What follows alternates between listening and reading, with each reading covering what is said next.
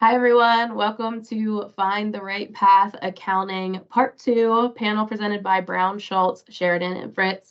Again, my name is Stephanie Nicholson. I am the employment specialist here at BSSF, and I want to start by thanking everyone who has participated, everyone that submitted questions, and thank you also to our panelists who have volunteered their time to answer your questions and to tell you a little bit about their experiences at BSSF.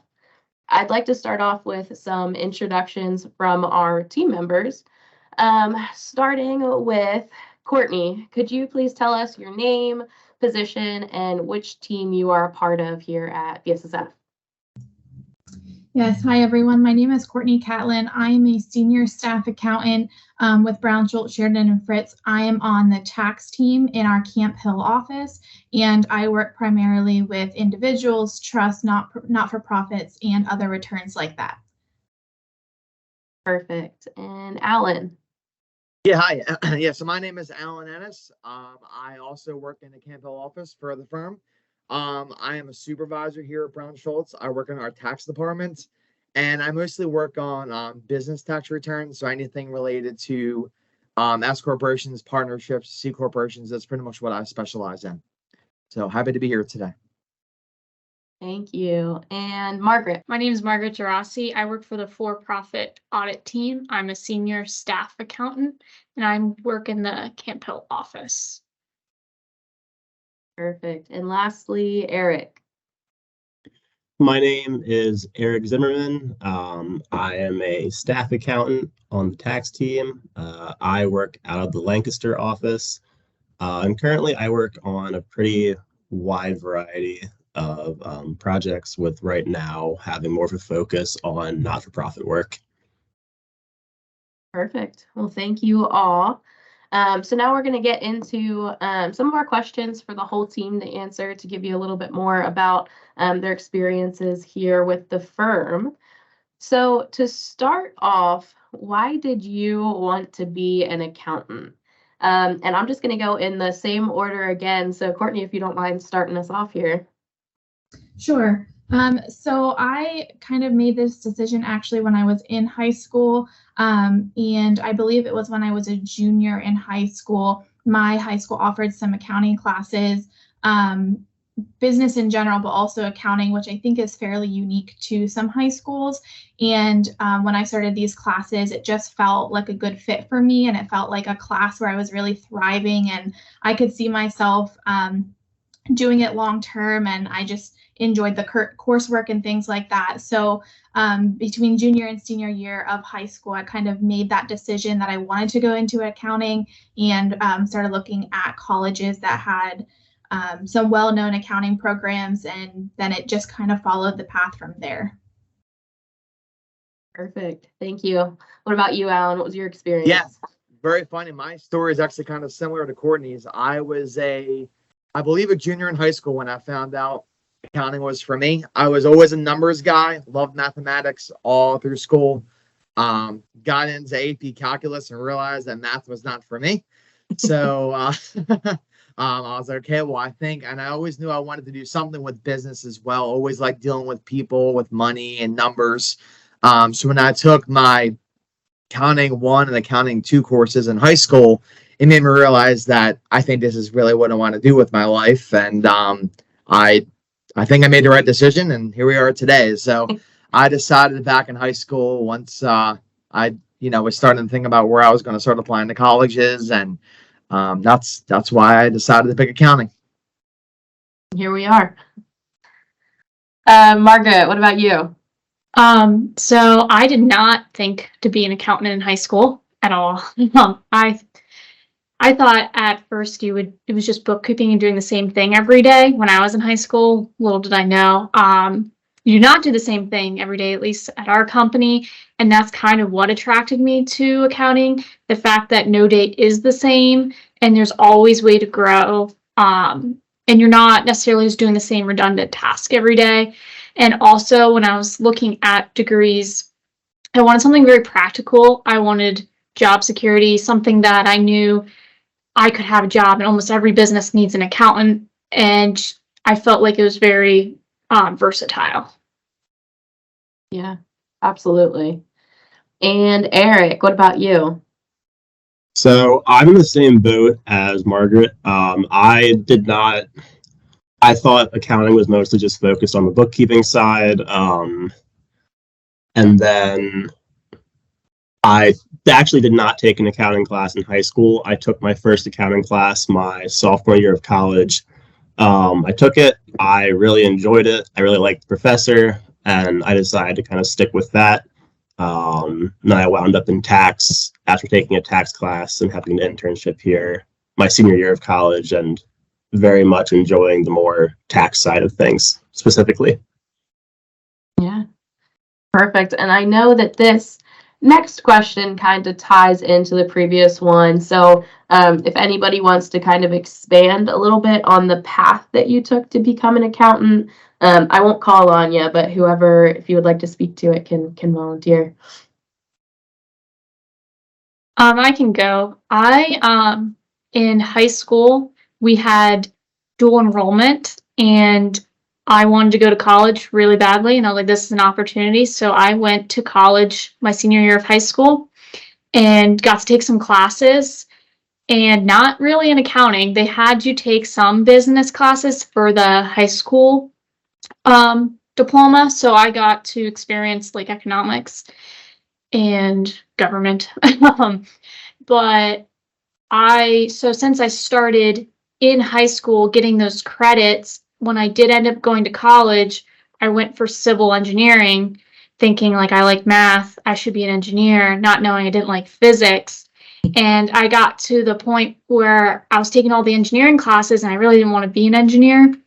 And I was like, I got to choose something different. I don't know what to do. And I worked at a grocery store and I did a lot of balancing of registers and with the bank and like literally like balancing sheets kind of.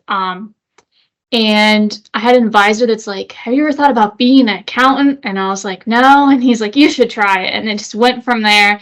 And I graduated with my 150, but just with a bachelor's. So my story's a little all over the place. You never know what's going to lead you to the path you take. Yeah. Anybody else want to? Yeah, I can share a little bit as well. So I already shared my journey kind of started in high school, but once I kind of decided that I wanted to go into accounting, I really tried to put my path and align that with that ultimate goal. And so one thing that I did when I was in college that I'm super thankful for is I did several different internships. So if you are pursuing accounting and you have those opportunities, I would highly recommend them as early as possible. I did a few different internships at a few different firms, which was great. I did one in an audit, and decided that audit wasn't for me. I did several in tax, and that was the best fit for me, but I wouldn't have known that if I hadn't done several different internships. And I also did them at a couple of different firms, which was very helpful in just knowing where I wanted to work and start my career and things like that. So that was kind of my journey and my path that just helped to solidify the decision that I made all the way back in high school. Things just kind of kept aligning for me, and I kept taking those opportunities to make sure that this is definitely what I wanted to do before I started my career full time. Yeah, so once I knew back junior or senior of high school, okay, this is what I want to do with my life. Hopefully I'm making the right choice here. Then it was, okay, where do I want to go to school? And I ultimately went to Shippensburg University of Pennsylvania. I was a declared accounting major my first year. Shippensburg was always known for their accounting department, is what people kept telling me when I was applying to schools. And I think I had a really good experience there, learned a lot of good stuff. Going off what Courtney said, I did have an internship as well with another firm. And I think that really does a lot for you, especially when you are in college and you're not, you're still trying to figure out, okay, is this the career I want to be a part of? Or you're still trying to figure yourself out, I guess, a little bit, but they are extremely important. You're not committing yourself to anything. It's pretty much solely for you to, gauge, okay, is this, what type of firm do I want to be a part of? Do I like tax? Do I like audit? It really shows you a lot about the accounting industry in general. And then once I finished college, I started here at Brown Schultz. So that's pretty much how that was my path I took. And, everybody's path is different. But I think once you get into college and you get your internship and you talk to the right people, you talk to your advisors, you make your plan, you stick with it, and it all works out. Yeah, thanks. So for me, like Alan, I went to Shippensburg as well. When I was looking at colleges, I knew going in I wanted to be an accountant. And looking at Shippensburg, I was an athlete as well. I swam all through college, so I was looking at schools that had a chance where I could, compete as well. Obviously, more importantly, have a really good accounting program, and Ship fit the bill for me for both of those. So like I said, like Alan, I was a declared accounting major. I did my full undergrad at Ship. And then my senior year, I actually had a tax internship here while I was taking my tax class at Ship. So I thought it was pretty interesting to have that, kind of book, like learning by the book, at the same time as having that hands-on experience. And upon completion of that class, my internship, I kind of realized that tax is what I wanted to do. So I went back to Ship for an extra year to get my MBA, where with an accounting focus. And that's how I wound up here. Awesome. Well, thank you everyone for sharing your experience there. Leading into our next question here, what benefits do you see from becoming an accountant outside of just salary? And Courtney, I think you can go ahead and answer this one. Yeah, I'll share several benefits that I find from working in accounting in general, but specifically actually public accounting. When you talk to people who have some experience with accounting, there's some different experiences that people have in public versus private. So I will share kind of specifically to public accounting because that can look a little bit different than private, which I do actually have a little bit of experience with as well. So one of the big benefits of public accounting is a flexible work schedule. And we have a set kind of busy season where we do work additional hours throughout those few months. But outside of busy season, we have a very flexible schedule, which has been great for me and work-life balance and pursuing some other things personally that I'm able to fit into my schedule because I can kind of create my primary work schedule around what works for me, which has been a huge benefit in public accounting. That's not always seen in private accounting. Traditionally, that's more of like a 9-to-5 type situation. So that has been great for me in public accounting.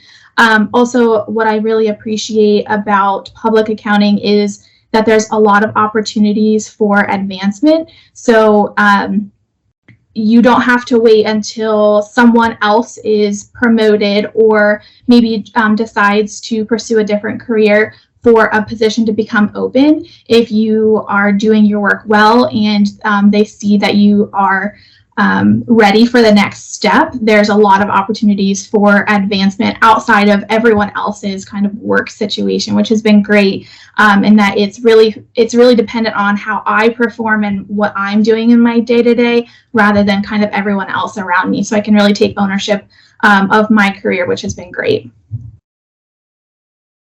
Perfect. Thank you.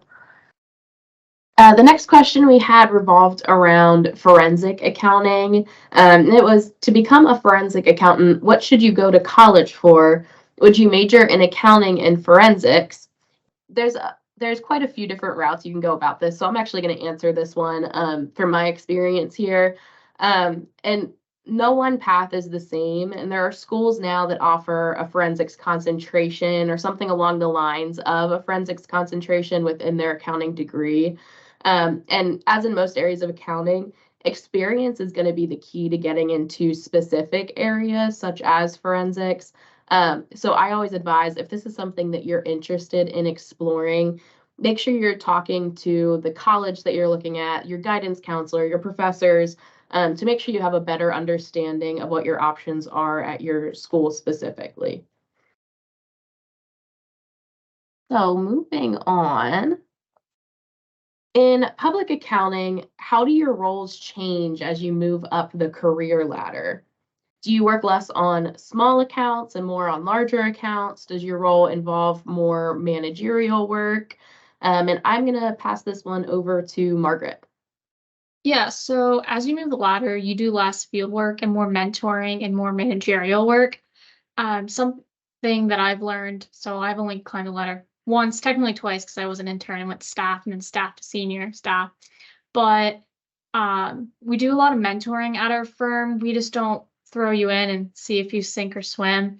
There's a lot of mentoring where someone reviews your work after you, and then there's a second review, and that's where those next positions come in. A supervisor would review the staff's work, and then there's a second review that comes in, that's the manager, and then the manager is more so involved in taking it to the end, getting the financial statements to the client, and then signing the financial statements. So managers, supervisors aren't necessarily as much into the field work. Supervisors and some senior staff are more involved in the planning and the ending, while the staff is more doing the field work. And then the manager's there to make sure everything is going well. Any, things that we haven't come up upon in the past, they'll help us get the job to the end there. Perfect. All right. And up next, what is a typical day for a new associate at the firm? And I will turn this one over to Eric. Yep. So I started here last August, so a little over a year ago. For me personally, first thing I do when I come in is get all set up, make sure I'm logged into all the various softwares and applications I might use throughout the day. And then I'll go through, check my email for any projects or job updates. Because a lot of times when you're doing, when you're working, like on the tax team, at least when you're working on various returns, you might make an initial pass through on the return, and then you might realize, oh, maybe the client could provide some more clarity on this, or maybe there's something that they didn't know they need to send to us and that we're still waiting on. So we'll reach out to them and asking for maybe more information or more clarity. So I like to check that at the start of the day. And then mostly is spent preparing various kinds of tax returns, getting more down, kind of like Margaret mentioned, more down, like doing the field work. And it's nice in the fact that it's not just doing the same thing over and over again. It's not just punching numbers into Excel or our tax software all day long. One day I might have, some not-for-profit work to do. One day I might have some individual work. One day it might be more pass-throughs. It really just depends on the day. And with clients in various industries, it's just really nice to have that wide variety of work and actually having to use critical thinking instead of just, rote punching numbers in all day, because that would get very boring very quickly.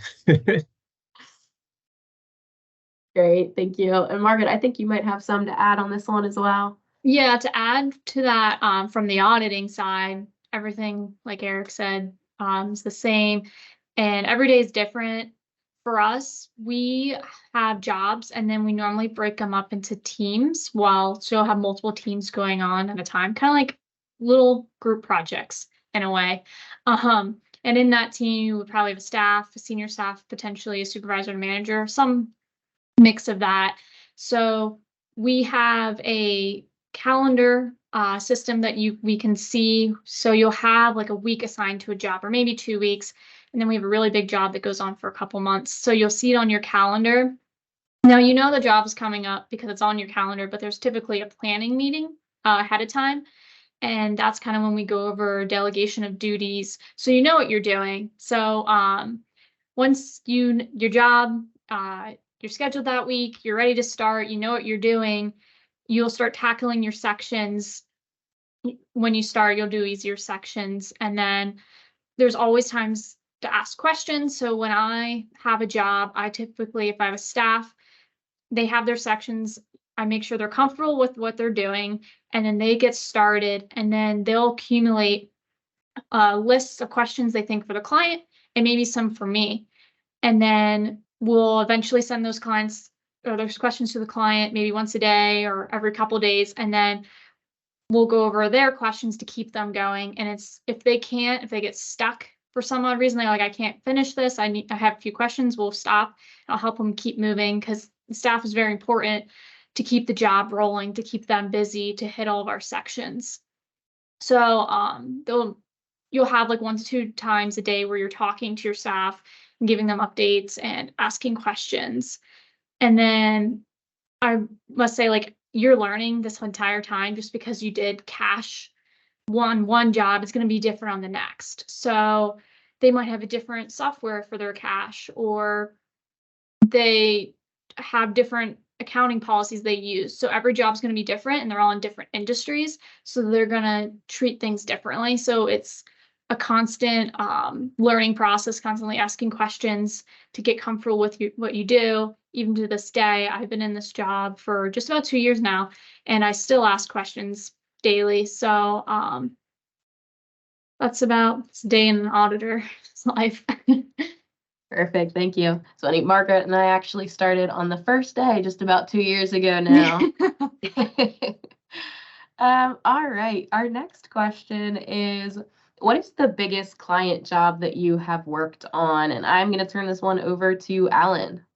Yeah. All right. So I would say, again, I'm in the tax department. So a lot of what Margaret's saying is more audit focused. Well, everything me, Eric, and Courtney are talking about is more tax focused. So you're kind of hearing, the 2 different sides of the public accounting field, which is also very interesting.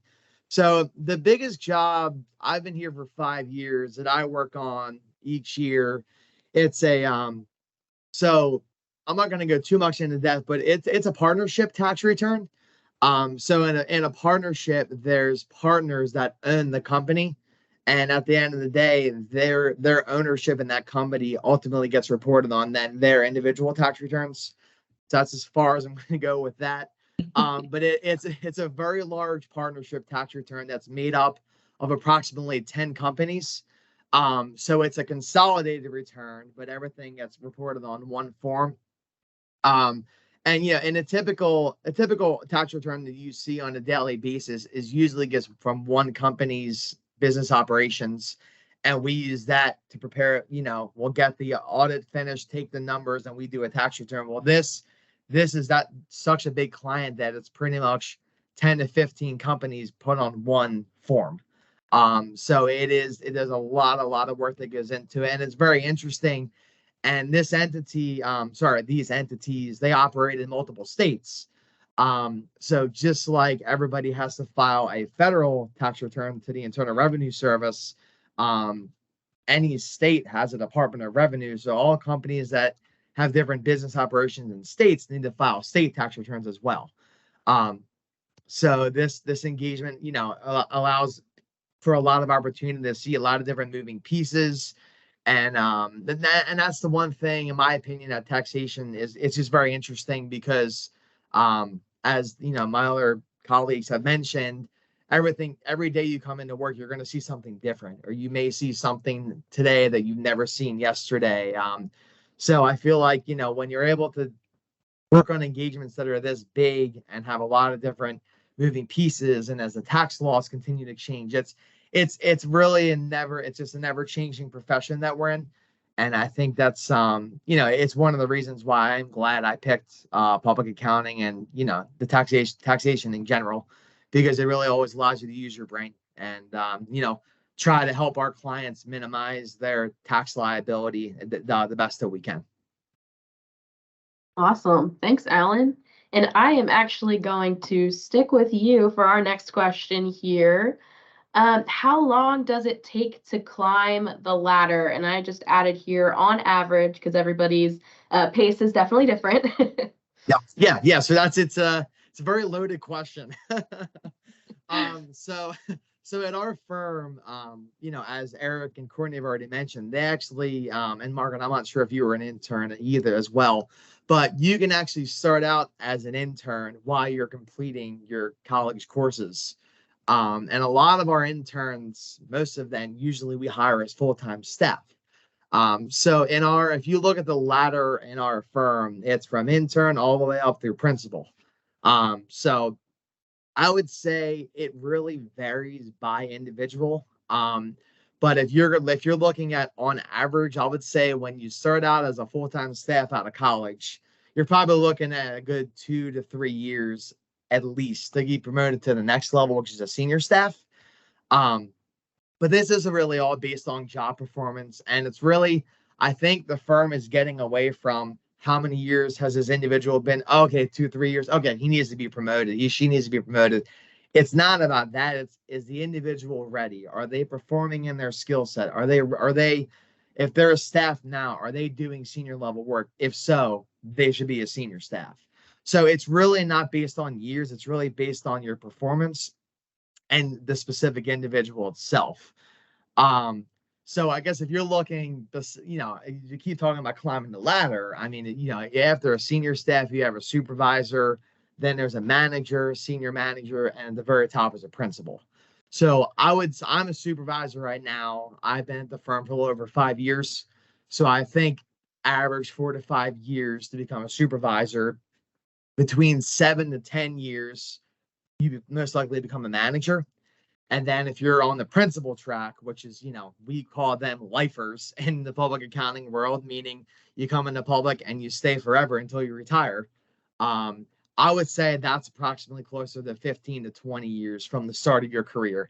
And that's, again, it's very fluctuating. Everybody's story is different. I mean, we have some individuals at our firm that started as interns and they're principals, and it's, some took 15 years, some maybe took 20 years. It all depends. But I think the biggest thing to take away from this all is there's so much room for growth in public accounting, and especially in this firm.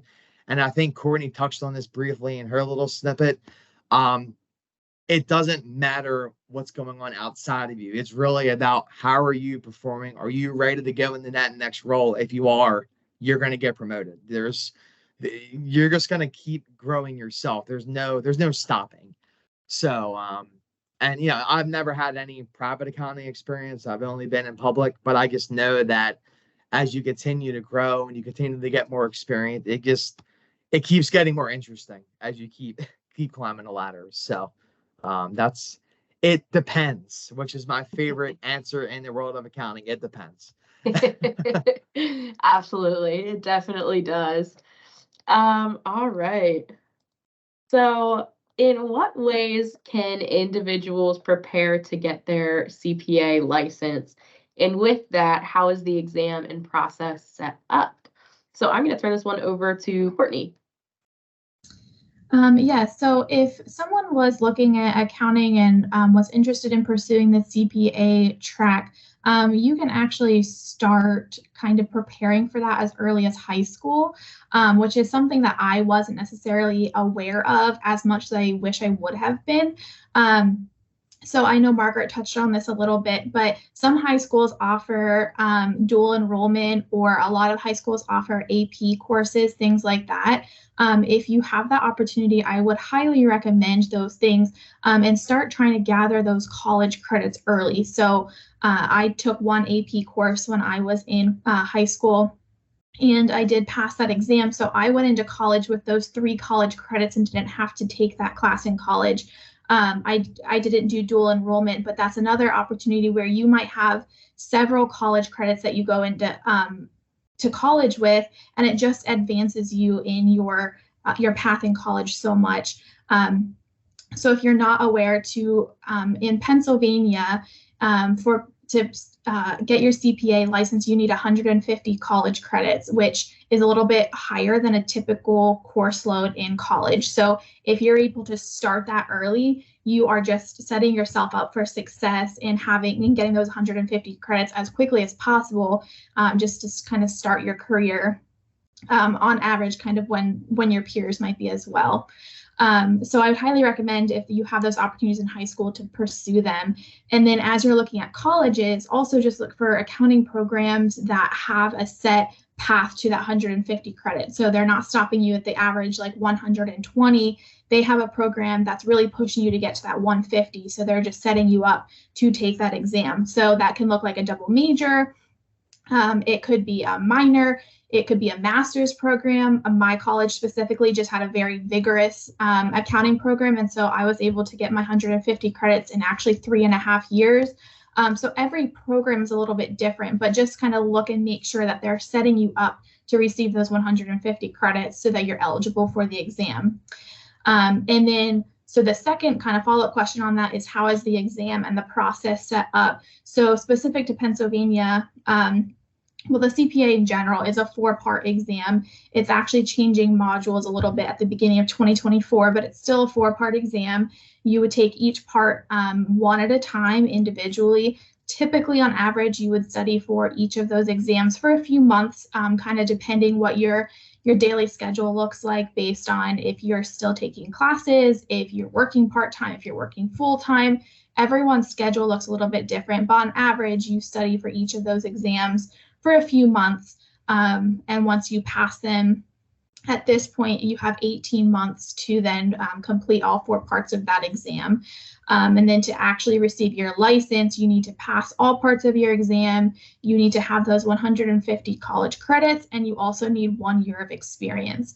So that's kind of the high level, all of the pieces that you need to actually receive your certification. So it starts in college and goes the whole way through a few years into your career before you officially become licensed. Perfect. Thanks, Courtney. So that brings us to our last question here, which is, how flexible is it working at BSSF? And I'm going to turn this one over to Eric. So this has kind of been touched on already, but I believe that we are extremely flexible in how you get your work done, when you get it done. So a lot of people might just think accounting is all just like a 9 to 5, whatever. Some people, for us, outside of busy season, as long as you are getting your, 40 hours a week, it's really going to be up to you as to when you work it, as most people are in for 8 hours between 7 and 6. Some people are more early birds. They might like to come in earlier and then leave earlier in the afternoon.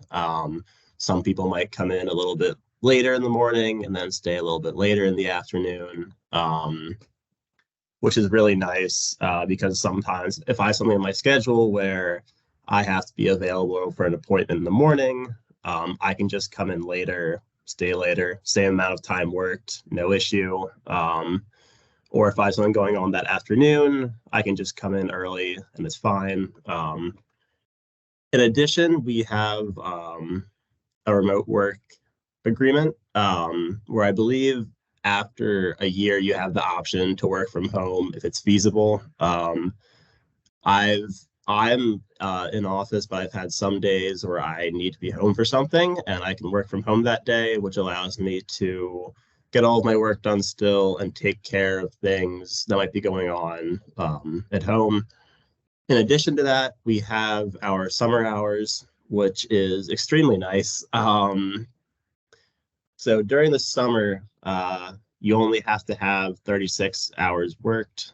So Fridays, our offices close at noon, which doesn't sound like a ton on paper, but when you get to leave the office at, noon, the sun's shining, nice out, it feels very, very nice, especially as for, at least on the tax team, for a lot of us, that's our slower season. So you're not just sort of chained to your desk. You're free to go out, be about whatever you had planned for that day, which is very nice. And yeah, it's also been nice to kind of switch between teams sometimes, and maybe within niches if you want to figure out like, oh, hey, like I want to try to work on agricultural clients, or hey, I want to try to work on construction clients, you kind of get that chance to potentially move around like niches or various industries before you find out what sticks for you and your particular interests and skill sets. So you have plenty of options available to pursue really a variety of work within the firm, which is a good level of like internal flexibility too. Yeah, and I would just add with that, since I've been here from the HR side, I've noticed that the firm really considers the employee and what works best for them. They will be flexible around you know, within reason, as long as something is brought to them, you know, with a plan. You know, this is what I want to work, this is how I want to do it. You know, nothing's shot down upon listening to it first. It's really considered, and they consider what will work best for the employee, which is something that I've appreciated since I've started here. But that takes us to the end. So thank you everyone again for taking the time to join us for Find the Right Path Accounting webinar panel. We hope you all gained some valuable insight into a career in public accounting. And I know the moment that we have all been waiting for, our winner for the $25 Amazon gift card goes to Jacob B. from Central York High School. So congratulations to Jacob. We'll get in touch with your teacher to ensure you get your prize. And that officially concludes our 2023 Find the Right Path webinar. So thank you again to our students and panelists for participating in some great conversations around accounting as a career. And we hope to see you all next year.